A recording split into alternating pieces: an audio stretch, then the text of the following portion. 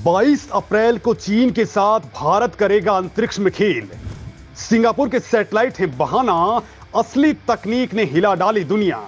ISRO launch करेगा satellite, फिर अंतरिक्ष में वो क्या जा रहा है जिसने चीन छोड़िए अमेरिका की भी बढ़ा रखी है टेंशन।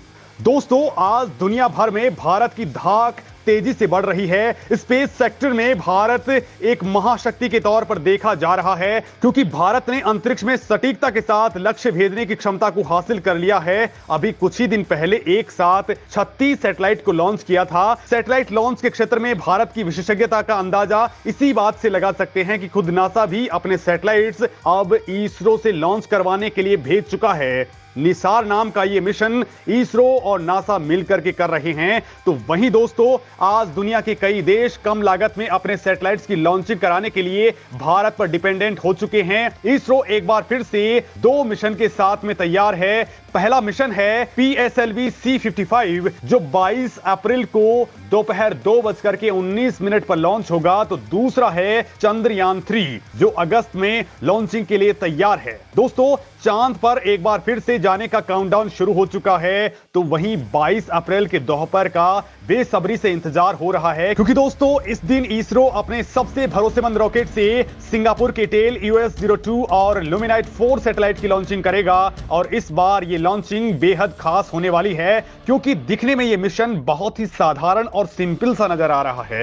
सिंगापुर के 2 सैटेलाइट सिंपल से दिख रहे हैं, लेकिन असली तूफान तो इसरो के सीक्रेट मिशन का है, जिसमें भारत पहले ही ताकतवर बन चुका है। और दोस्तों, इसी से चीन और अमेरिका की स्पेस एजेंसियां भी परेशान हैं। तो वहीं दोस्तों, पहली बार इसरो ने अपने PSLV रॉकेट को तूफानी रफ्तार से असेंबल किया है। मतलब जो काम कुछ सप्ताह से लेकर के कुछ महीने तक चला जाता था, वो अब आधे वक्त में पूरा कर लिया गया है, ठीक भारत के छुटकू रॉकेट यानी SSLV की तर्ज पर। और इसी रफ्तार ने चीन और एलोन मस्क के पसीने छुड़ा दिए हैं, क्योंकि अब ग्लोबल मार्केट में इसरो ने तूफान मचा दिया है। तो आखिर इसरो इस बार के रॉकेट में क्या तूफानी करने जा रहा है? और इसरो इस बार सिंगापुर के सैटेलाइट्स के साथ एक और भारत का सीक्रेट पेलोड भेज रहा है। उसमें छुपी तकनीक से दुनिया में क्यों बवंडर सा मचने लग गया है? तो चलिए दोस्तों, इसे जानते हैं। चीन के चप्पे चप्पे को छान मारने वाला जासूस होगा लॉन्च। इसरो की तकनीक कैसे बर्बाद कर देगी चीन का सपना। दोस्तों, सबसे पहले मैं आपको इस नई लॉन्चिंग के बारे में बता देता हूं। इस बार जो लॉन्चिंग हो रही है वो है PSLV C55 जो 22 अप्रैल दोपहर 2:19 पर होने वाली है। और सिंगापुर के टेल EOS-02 और लुमिनाइट 4 सैटेलाइट्स को लेकर के ये अंतरिक्ष में उड़ान भरेगी। हालांकि दोस्तों, इसके साथ ही कुछ सीक्रेट सैटेलाइट्स भी हैं जिनके बारे में मैं आपको बताने वाला हूं, और उनको जानना आपके लिए भी बेहद जरूरी है। लेकिन सबसे पहले हम सिंगापुर वाले सैटेलाइट टेल EOS-02 की बात कर लेते हैं। यह धरती की निगरानी करने वाला उपग्रह है, जिसका वजन 741 किलोग्राम है। और इसमें एक बहुत ही एडवांस सिंथेटिक अपर्चर रडार लगा है, जो धरती पर 1 मीटर के रेडियस तक की हाई रेजोल्यूशन वाली पिक्चर्स ले सकता है। यह दिन और रात किसी भी वक्त किसी भी जगह की लाइव मॉनिटरिंग कर सकेगा। इसके साथ ही दोस्तों, इसरो 16 किलोग्राम का एक लुमिनाइट 4 सैटेलाइट भी लॉन्च करने वाला है। वो भी एक अर्थ ऑब्जर्वेशन सैटेलाइट है, यानी ये भी निगरानी करने का काम करेगा। और ये खास तौर पर मैरीटाइम सेफ्टी के लिए नेविगेशन का काम करेगा। इसरो इसको लो अर्थ ऑर्बिट में धरती से 556 किलोमीटर ऊंचाई पर स्थापित करेगा। और वहां से ये दोनों ही सैटेलाइट सिंगापुर के लिए जासूसी का काम करेंगे। और आप समझ सकते हैं कि ये जासूसी किसकी होने वाली है। जाहिर तौर पर सिंगापुर का टंटा चीन से चल रहा है, लिहाजा दोस्तों ये चीन के लिए ही काल बनने वाले हैं। अब दोस्तों, बात आती है कि इसरो भारत का भी एक पेलोड लॉन्च कर रहा है, जिसका नाम है पोएम 2, और असली खेल इसका ही होने वाला है। दरअसल दोस्तों, पोएम PSLV कक्षीय प्रयोगात्मक मॉड्यूल एक प्लेटफॉर्म है जो वैज्ञानिकों को कक्षा में ही प्रयोग करने के अवसर प्रदान करता है। इसके लिए इसरो ने पोलर सैटेलाइट लॉन्च व्हीकल के लास्ट स्टेज यानी 4th स्टेज का इस्तेमाल किया है, जो सामान्य तौर पर लॉन्चिंग की भूमिका खत्म होने के बाद में खत्म हो जाता है। पोलर सैटेलाइट लॉन्च व्हीकल 4 चरणों वाली रॉकेट है, जिसके पहले 3 चरण तो महासागर में ही गिर जाते हैं, लेकिन अंतिम या चौथा चरण, जिसे PS4 भी कहा जाता है, वो सैटेलाइट को उसके ऑर्बिट में पहुंचाने के बाद केवल एक अंतरिक्ष का कचरा भर रह जाता है। लेकिन अब दोस्तों इसरो PSLV C55 के 4th स्टेज का इस्तेमाल एक प्लेटफॉर्म के तौर पर करेगा। ये PS4 धरती का चक्कर लगाएगा। दोस्तों वैसे तो ये साइंटिफिक एक्सपेरिमेंट के लिए काम आता है, लेकिन इसका असली यूज करके भारत आसानी से किसी भी चीनी सैटेलाइट को बर्बाद कर सकता है। इसरो अपने रॉकेट्स के साथ एक्सपेरिमेंटल तौर पर खतरनाक एनर्जी वेपन्स स्पेस में भेज सकता है, जो दोस्तों अंतरिक्ष में किसी भी स्पेस स्टेशन और जासूसी सैटेलाइट्स को तबाह कर सकते हैं। भारत मार्च 2019 में ही वो तकनीक हासिल कर चुका है, जिसके जरिए भारत किसी भी वक्त किसी भी दुश्मन सैटेलाइट्स को तबाह कर सकता है। और दोस्तों इसी बात से, यानी स्पेस में इसरो के तेज से बढ़ रहे कदमों से चीन और अमेरिका परेशान हो उठे हैं, क्योंकि भारत ने यह तकनीक अपने दम पर डेवलप की है। इसका पिछले साल यानी 30 जून 2022 को सफल टेस्ट भी किया गया था और अब ये इसका दूसरा मिशन है। दोस्तों आप जानते हैं कि सैटेलाइट किसी भी देश के लिए बेहद सीक्रेट वेपन्स की तरह काम करते हैं। ये दुश्मन की तमाम खुफिया इंफॉर्मेशन दे सकते हैं। ऐसे में अगर भारत को दुश्मन के किसी भी सैटेलाइट से खतरा होता है तो भारत उसे आसानी से बर्बाद कर सकता है, और ये पोएम तकनीक इस मामले में भारत की ताकत को और कई गुना बढ़ा दे रही है। इसके जरिए भारत किसी भी सैटेलाइट को बर्बाद कर सकता है। दोस्तों इस बार इसरो ने कहा है कि वो 7 एक्सपेरिमेंटल पेलोड्स भेज रहा है, लेकिन उनकी ज्यादा जानकारी शेयर नहीं की है। यानी दोस्तों कुछ है जिसे छुपाया जा रहा है, और ये बात हम भी रिवील नहीं करना चाहेंगे, क्योंकि इससे भारत की बातें बाहर जा सकती हैं।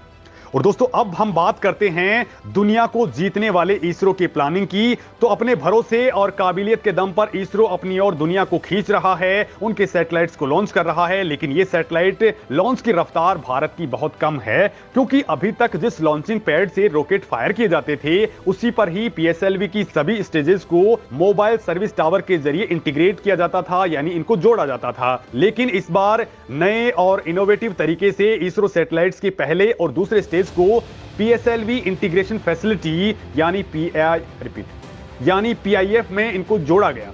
ये अलग से एक फैसिलिटी बनाई गई है, फिर उसे लॉन्चिंग पैड पर लाया गया, जिसके बाद तीसरे और चौथे चरण को इसमें जोड़ा गया।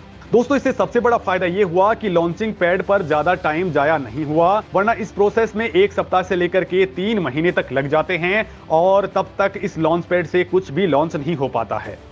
अब जब से PSLV इंटीग्रेशन फैसिलिटी यानी PIF में काम शुरू हुआ है, वहां पर पहले और दूसरे स्टेज का काम यानी रॉकेट का आधा काम रेडी हो जाता है। ठीक वैसे ही जैसे इसरो के नए रॉकेट SSLV यानी स्मॉल सैटेलाइट लॉन्च व्हीकल में सब कुछ क्विकली हो जाता है, वैसा ही अब PSLV के साथ भी होने वाला है, और वो भी केवल 1-2 सप्ताह के भीतर ही। मतलब अब लॉन्चिंग पैड ज्यादा टाइम तक खाली ही रहेगा, लिहाजा भारत ज्यादा से ज्यादा लॉन्चिंग कर पाएगा, और कम टाइम, कम मैन पावर और कम लागत में ज्यादा रेवेन्यू गेन कर पाएगा। इस बार इसरो लॉन्चिंग में PSLV C55 रॉकेट का इस्तेमाल कर रहा है, जो सबसे भरोसेमंद रॉकेट है। दोस्तों ये सितंबर 1993 से अब तक 56 बार सैटेलाइट लॉन्च कर चुका है, और ये 57वां लॉन्च है। केवल 2 बार ही ये अनसक्सेसफुल रहा था। ये रॉकेट 44 मीटर ऊंचा है और इसका व्यास 2.8 मीटर का है। इसमें 4 स्टेजेस हैं। इस रॉकेट का वजन 320 टन का है, और इस वक्त इसके 4 वेरिएंट्स मौजूद हैं, PSLV CA,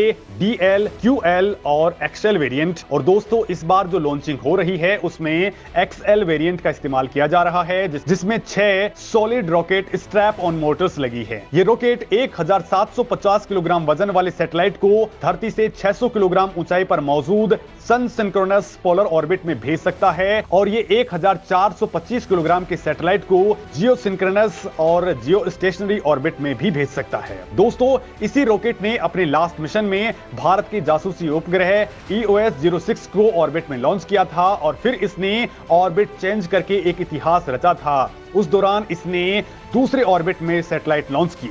दोस्तों इस बार के मिशन के साथ ही इसरो 33 देशों के 424 सैटेलाइट्स लॉन्च कर देगा। दोस्तों दुनिया के कमर्शियल मार्केट में इसरो को लगातार बढ़त मिलती जा रही है, और वो देश लगातार इसरो से अपनी लॉन्चिंग करवा रहे हैं और इसरो बहुत ही किफायती दरों पर यह काम कर भी रहा है। भारत ने अब स्पेस प्रोग्राम को निजी कंपनियों के लिए भी खोल दिया है।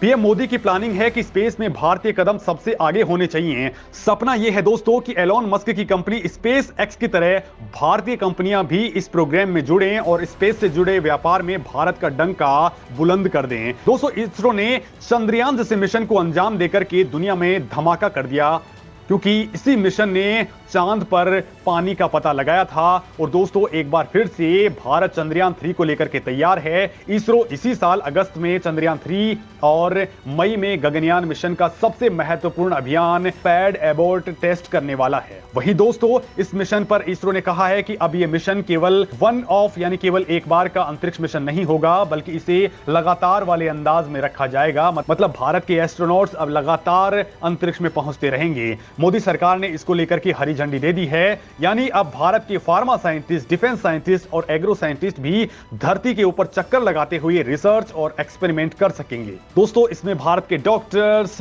और नर्सिंग स्टाफ से लेकर के आम नागरिक भी अंतरिक्ष में जा सकेंगे। साथ ही दोस्तों, भारत की डिफेंस जरूरतों को देखते हुए इसरो ने दुनिया को हैरान करने वाले सैटेलाइट्स लॉन्च करने की प्लानिंग भी कर डाली है।